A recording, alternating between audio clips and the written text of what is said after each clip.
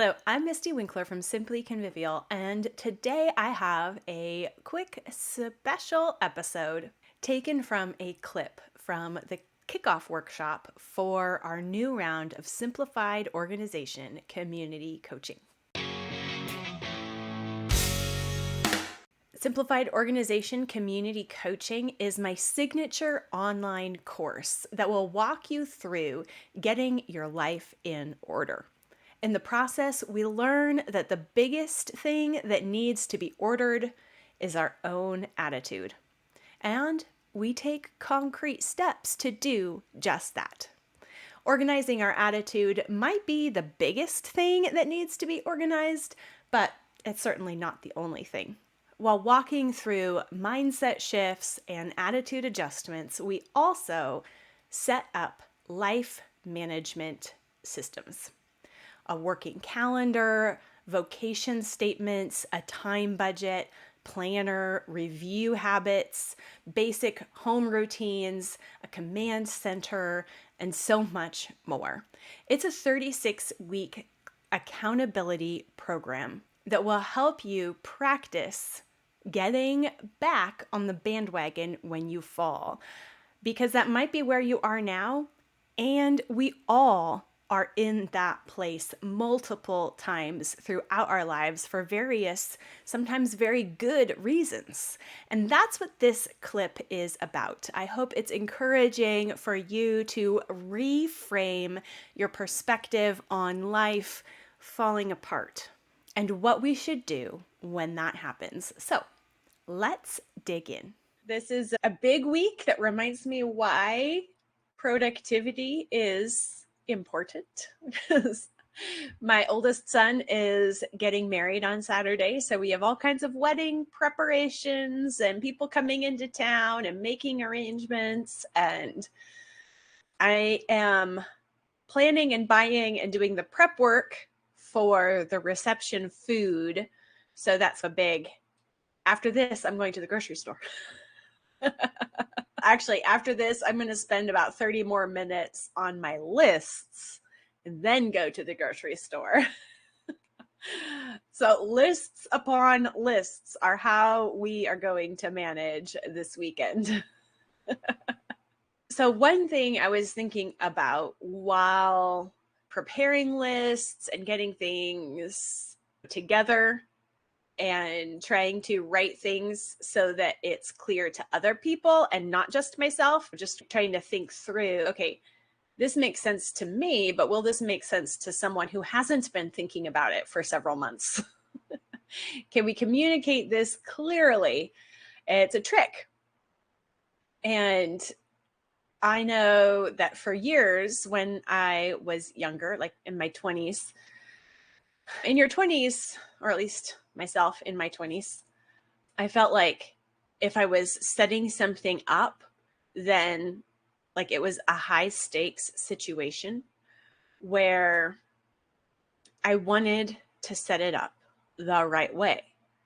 Because if I was going to take the time to set something up, like where I keep my lists, am I going to keep them on paper or digital? Actually, when I was in my 20s, all the digital stuff wasn't really a thing. Like we had Blackberries or not blueberry, Blackberries. Like there were some really prototype. It was before cell phones were pocket computers. Anyway, so when I was in my 20s, if I want to keep a binder or a clipboard or, some different, I'm trying to think of what the technologies were at that time, because it was a different scene for sure. In a Word document that then I printed, or do I keep a notebook and handwrite everything? All of these seemed like really important decisions. And every decision I made felt like this is going to have implications for the rest of my life. Once I choose, I've got to commit and I've got to be consistent. And this is what I'm going to do for the rest of my life, which is not true. It turns out whatever you pick is not what you have to do the rest of your life. And you can try something out And if you are writing things down and then looking at them, that's what makes the plan work. And so you can switch from paper to digital to a notebook to whatever new technologies might come out. Because, yeah, we didn't have pockets or computers in our pockets when I started my homemaking career. So we don't know what kind of other options might come out there. We don't have to predict, and we are not stuck with whatever we are trying, whatever, we're not stuck with whatever we are doing now, with whatever we pick now. We are not making a decision for the rest of our lives. This is why iteration is such a key principle that we will keep coming back to as we work through community coaching, because we put all this pressure on the decisions that we make when we try to get organized that prevents us from actually figuring out what will work for us. Like, in our desire to have things figured out, we end up preventing the processes that will help us figure it out. And one of the reasons why that happens is that figuring things out is totally different than what we might assume at the beginning. Like, figuring things out and getting things set up and being organized, it's easy to picture that life like after I figure things out and after I set things up and after I'm organized, then we're set, we're ready. I will just do all the things all the time. Life will be figured out. Like, I won't have anything to worry about. Life will not be hard anymore. Everything will be smooth and easy. I'll know how to be consistent. I will know that I'm doing the right things. But life changes, it turns out. Like, just when you do think, oh, I've got this figured out, oh, I've got this set up, I'm organized now, then it's, guess what? First trimester, you're going to be on bed rest for a month, or you're going to be puking for a month, or you just got the house organized, and guess what? You're going to have to move. Or a family member is going to be seriously ill, and you're going to be a caretaker for that person and be gone at doctor's appointments. Or all kinds of things interrupt our perfect setup. If we ever get there at all, it turns out it doesn't actually last like we think it is supposed to. It's not actually supposed to. And it was not a waste of time to get things put together, to be working at your skills in whatever the previous season was. When that life situation changes and everything feels broken, what did work no longer works. That's not actually a problem. Nothing was a waste of time, because all those skills that you did develop, it's practice. And then you have a different situation, and yeah, you're going to go through it again. You're going to create a new setup, but not from scratch, because now you know what the key things were that really helped. And as you get older and older, as life changes over and over again, you become more skilled in getting back on the bandwagon. And that's a more important skill than trying to create a bandwagon that you stay on forever. All right, I don't know, this is a weird metaphor, but we all know getting on the bandwagon, like the bandwagon is being organized, having a plan in place, and we follow it. We know what we're going to do each day. We have all the pieces and we're working our plan, right? That's being organized. That's the bandwagon. And we think, okay, if I just build that bandwagon sturdy enough, like all my effort needs to be going into making it the best bandwagon ever. And if I make the bandwagon good enough, I will never fall off it. And that's a false expectation. It's a false picture of what our life is like. It's a false expectation for what the bandwagon is for. What we actually need is to have a bandwagon and to know what it looks like to be on the bandwagon.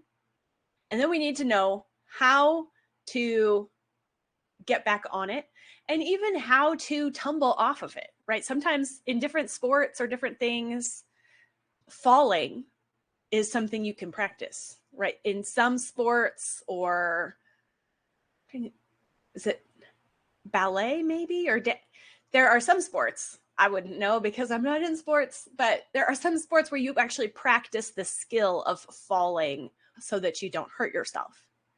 And so it's more like, okay, we have this bandwagon that's trekking along, and what we really need is the skill of falling well and getting back on well and again. And the more we do that, we're getting stronger and more agile, more flexible, more adaptable, more responsive.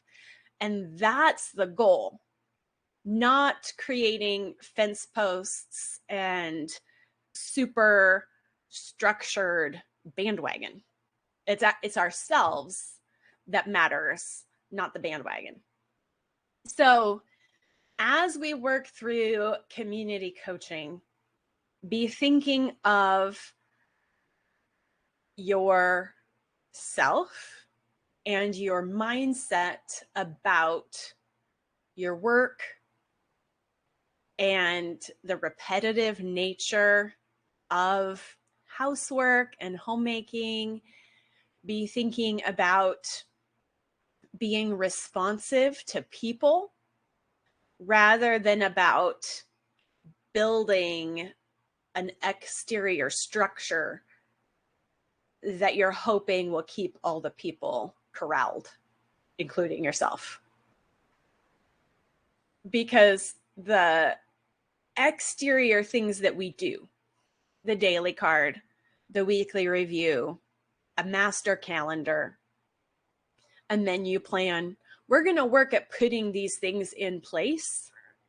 But the point isn't that these pieces are fences that will make it so we never fall.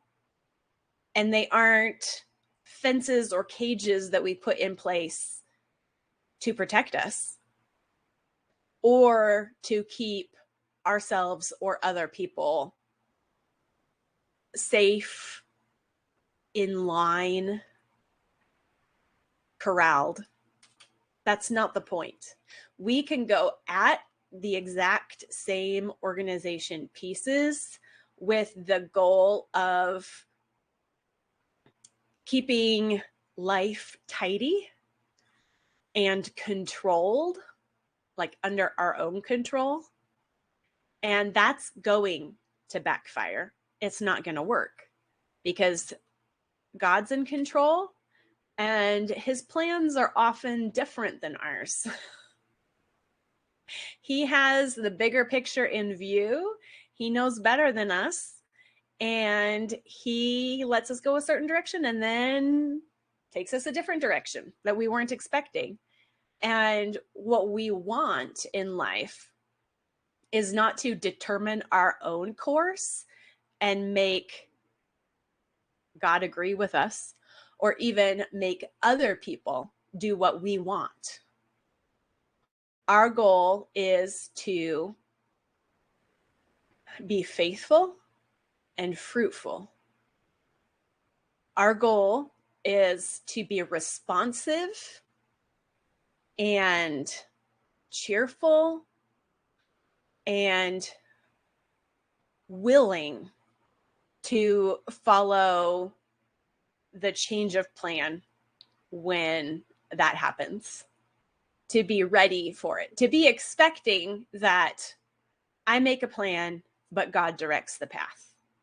We can have the planning pieces in place that help us roll with the punches rather than be tight-fisted with our life. So we aren't using planning to keep things tame or tidy. We are approaching our desire to be organized and our diligence in applying ourselves to that work so that we can be available for the good works that God puts in front of us, even if it's a good work that we didn't predict ahead of time. Planning isn't predicting ahead of time. Planning is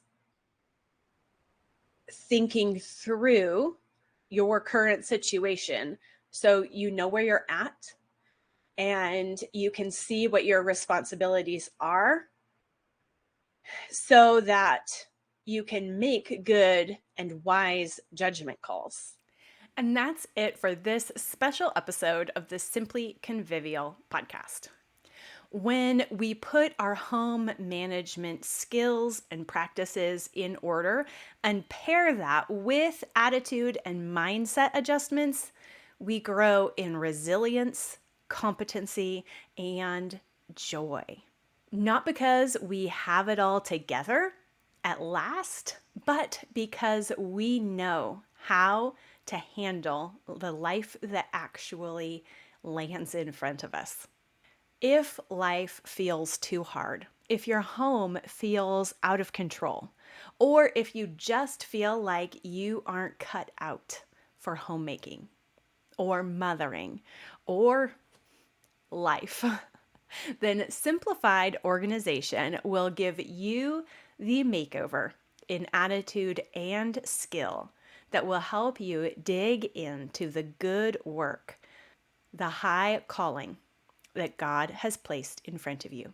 This next round of community coaching is included in your enrollment in Convivial Circle at no extra cost, but we do close the group on August 29th. So hop on over and enroll today. The group is already having conversation, and you can watch the other 20 minutes of this kickoff workshop, where we talked about why homemaking might be so hard, but also why it is so important. Homemaking is not just drudge work. We can be equipped and encouraged to dig into our work with joy, and that's what I would like to do with you during Simplified Organization Community Coaching, starting now, closing August 29th. So find the link in the description of this episode or go to simplyconvivial.com and click the green enroll button to get started. Together, for 36 weeks, we will practice repenting, rejoicing, and repeating.